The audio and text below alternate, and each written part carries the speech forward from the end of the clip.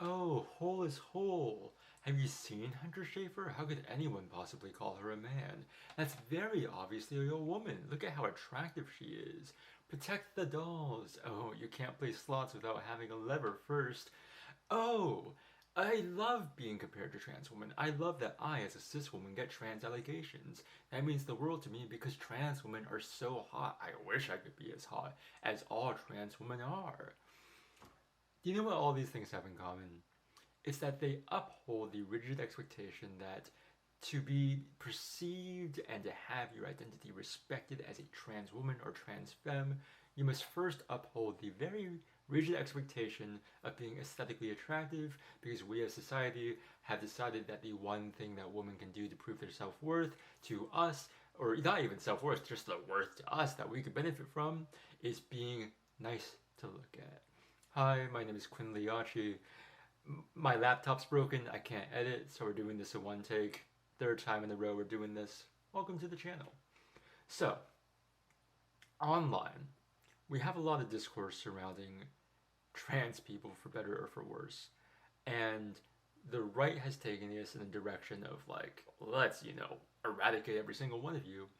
So, what some, I'm sure, well meaning allies have done is try to say, hey, no, like trans people and specifically trans women and trans femmes because they're kind of the like demographic that is more laser focused on, although like trans masks and trans men are also obviously undergoing a lot of discrimination as well, and we will eventually talk about them. But more specifically, trans femmes are in need of defense against right wingers. So, in a way to speak to right wingers, we then fall back on this mode of defense that is like, oh well, wait. Like before you start hating trans women, don't you remember how much you love like looking at women and like, isn't this person hot? So like, checkmate, we got you. But there's several things going on here that I dislike. One, the whole like, oh, trans women are objectively beautiful and like all of them are so hot is such an unrealistic beauty standard for anyone to uphold, cis or trans. Like Hunter Schafer, none of us are gonna look like Hunter Schafer. Only Hunter Schafer will look like Hunter Schafer. You know, like cis woman, trans femme, that is that's a model and an actress, guys. Like I don't understand how we're pointing to the number one, like possibly most attractive person in the world and being like, well, trans woman, as long as you can look like that, we'll defend you. Because that's just not something that's going to happen for us. And then going down that pyramid of attractiveness to like the top 1%, which is what the algorithm feeds you, because when we're looking at trans content, we want to feel good and have hope for our transition. So the like trans content creators that like make their way to the top of our algorithms and that make their way to the top of the algorithms of people who are like our allies are going to be very, very attractive or controversial or like good at like something feminine in a way that gets them out there. And also typically white because Eurocentric beauty standards are what dominate aesthetic culture. And there is a separate category of the underlying racism of passing because like I don't know, like yes, I see online the biggest reply to the statement of I wish we could stop focusing on passing is typically someone saying, well, some of us want to pass for our own safety. And I won't invalidate that. And I will obviously accept that like being trans is dangerous. I understand that. I think for some of us, even if we were to pass 100%, pass, hate that word, something else about one of our other demographics is going to put us in danger. I've noticed in my time, specifically in Tampa, Florida, maybe everyone else's mileage differs. When I run into white trans femmes, pretty specifically, they are very standoffish. Like I think they clock me as trans, and then they don't want to be clocked, so they don't want to like engage with me socially. Like even when I'm just like a customer service worker and I ask them if they want any help or any assistance, they are very just like, no, go away. Like please stop talking to me. I don't want to like engage in this. And obviously, like it feels bad to be clocked if you like want to be secure and like being pretty and stuff. But like in much the same way, I'd rather an Asian person try to guess my nationality than anyone else. I'm also very fine with like a trans person or a non-binary person or a genderqueer individual clocking me because that's community. And I've noticed once again in my immediate area, my mileage may vary, black trans femmes will love to out me. And I say that really positively because guess what happens after that? We get to bond over this shared fact. We get to give each other hormone advice. We get to be like, oh, this specific thing about being trans. And I think the reason that is because no matter how well, like, very specifically a black trans woman or black trans femme passes, she could look 100% like a woman. And then she's 100% like I said, I can't edit this, but you know what I mean. At the end of the day, she's now just like a black woman in America, and like that's still pretty dangerous as well, you know. So, so this whole pressure of passing is is not fair across the board, and and not all of us can live stealth in the way that some people use that word because we are still in danger. In addition, I think the word passing has been co-opted to mean model-esque, like to the standard of some of the most attractive people you've ever seen. Like it is not enough to simply look like a woman to pass, it seems, in online spaces. Now you have to look like a hot woman. Now you have to be the commodity. Now you have to fall into the patriarchal standard of like what a woman looks like. And I think there's nothing wrong with being attractive. We all probably want to be attractive. Like, you know, I want to be attractive. Um, but I think that desire does not need to be entwined with your gender identity. Like, I think you should be able to achieve both separately or fail at one while still achieving the other. And it seems like in this defense of trans femmes and trans women to be defensible and to have our identity be respected, not only do we have to like look like cis woman, we have to follow heteronormative standards of beauty. And I think the beautiful thing about being queer is being able to put distance between ourselves and what the vast majority of people has decided is attractive. Because once again, those are Eurocentric beauty standards that not all of us can fulfill. I don't want, like, I think there's a lot of beauty in being able to look at a person and realizing, like, oh, you are bucking the norm. I, the alt look and anything that scares a conservative is something that, like, makes you more individualistic. And we should be looking for more individuality. And I think it should be more mainstream celebrated that, like, you can you can be defended without like being conventionally attractive. And obviously like not everyone is doing this. Obviously like people are just defending trans women as a whole. But like the Protect the Dolls slogan has good intent, I'm sure. But like I don't want to be a doll. I don't want to be this plaything that follows the movements that you decide for me. I don't want to be an inanimate object. I don't want to be objectified in order to be humanized. I want to be a person. And like obviously if you feel empowered by that statement, like feel empowered, go ahead. But I would also say that some most I mean everyone struggles with internalized misogyny. Well, not everyone. Men don't. They just struggle with misogyny.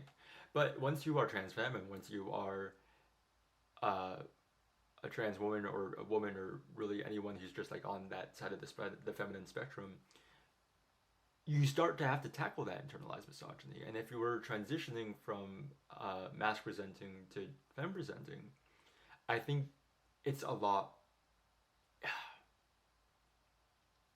I'll cut to the chase. We've all met that one trans femme or that one trans woman, whether it be in person or online, who hates trans people. I am going to pull up. I saved this post a while back, um, slightly in relation to this. I have another post saved that's on FTM. It was uploaded 2 years ago. The title is just I just blacked out and ate a whole rotisserie chicken and got hard because of it. Is that normal on T? One of my favorite posts on this website. Anyway, uh, the post was on transfem, r/transfem, 21 days ago, and it was called "Is anyone else sick of getting messages from dumb cis male crossdressers thinking trans women are the same thing?" And then one of the comments underneath says, "I have had issues with this now for a long time, and every time I mention it, I get banned for excluding. I take HRT. I go for treatments and nails and hair. I go out as a woman. My whole life is that of a woman. Will I get judged on the behavior of a guy with a beard with bad makeup wearing a dress?" Even though she's referring to like actual men who are just cross-dressing, this still reads as transphobic to me because some trans women early in their journeys are could very well be described by that description. Great use of words, me. But you are a trans woman or a trans woman the moment you decide to be. Where's my fucking feminist literature? Hold on. While I do this, either skip ahead or leave a comment, subscribe, like. Give me a moment.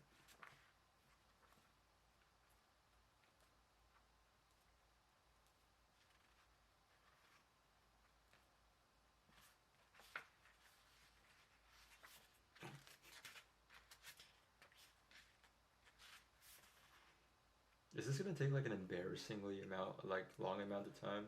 Ah, no.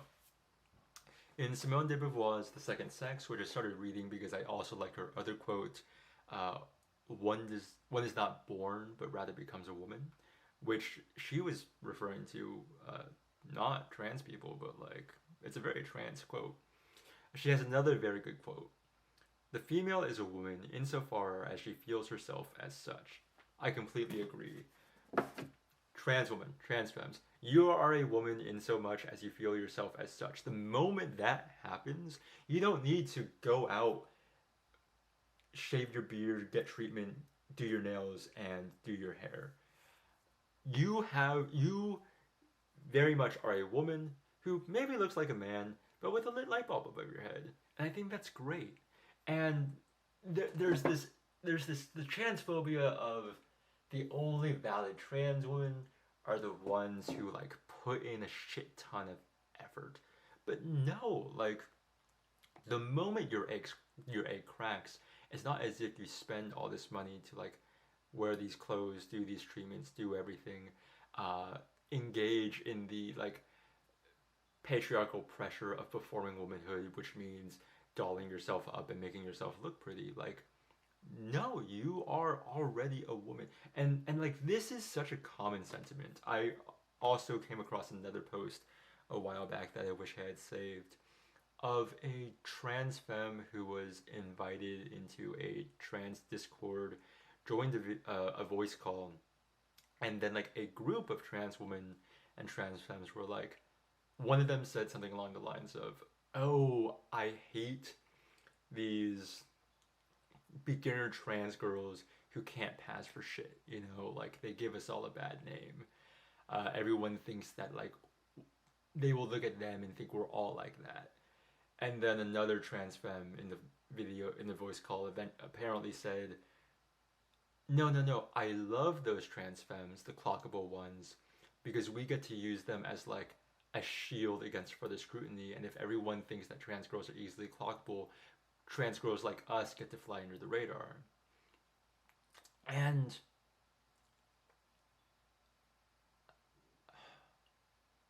sometimes like the worst transphobia just comes from within the trans community of I don't want to be trans. I just happen to be trans, but the moment I pass and can be accepted by the other side, I will throw everyone under the bus. Like I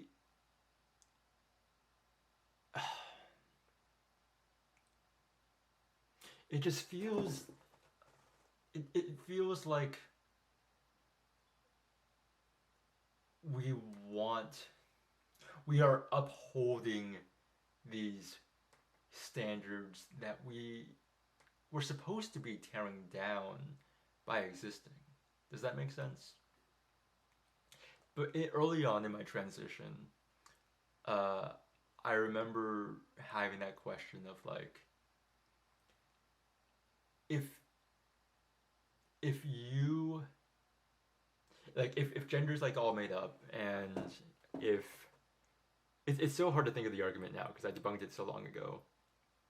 But essentially, that like early like trans thing and like kind of conservative talking point of like, oh, if liberals and leftists say that gender's made up, then why do trans women shave and like wear dresses and wear makeup and like do all the feminine stuff they say that like women don't have to do? And then the common early response is like, oh well, like they're new to this, they're experimenting, and any trans person can be the way they want to, and you know, like live your experience, and also not all trans femmes and trans women do that. But then as I've progressed, and now that I'm like in my third year of transition, I answer like, yeah, why is there so much pressure to do that? Like the common transition joke is that if you are a trans mask, the best thing to do to pass is to stop trying. Whereas if you're a trans femme, the best thing to do to pass is to try really, really hard and to like spend a lot of money, which is like not economically feasible for everyone, and puts like the the privilege of passing behind a paywall, and and it's very funny. It's a very good joke, but like it also highlights the unnecessary upholding of these values that we're supposed to be tearing down. Of like, we have made women work unnecessarily hard for our aesthetic pleasure. And I think we are like in a good corner of like, okay, we are just looking good for ourselves, you know? But I do think there is still a pressure for trans femmes to look good because you have to. And I don't love it. I have some notes. Let me see if I can pull them up. I say this in every single one of these. I wish I could edit. You guys seem to not mind, but you know, I wish.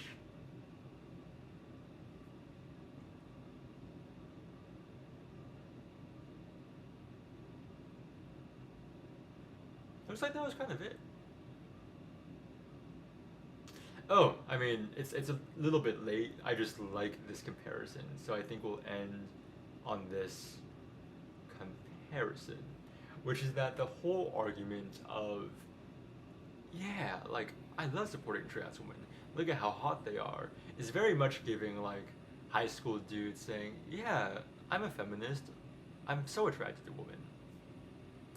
Anyway, special thanks to my patrons, Bob Saget, Michael Weber, Christy, Clockwork Animal, Astrogen, Jamie Ernest, Luna Zilka, LK, the Dallas J. Ha, Abigail, Inkling Boy, Fox with a smiley face, Alexis LaRoche Marin, Avila, and Frankie Bradbury. If you want me to say your name in a video, go ahead and join the Patreon. I promise I will start editing soon. It's just not possible right now. Let me know how you feel about all this if you didn't during one of the commercial breaks earlier. And I am probably going to come back at you guys with something either about autism or my moral OCD. Okay, bye.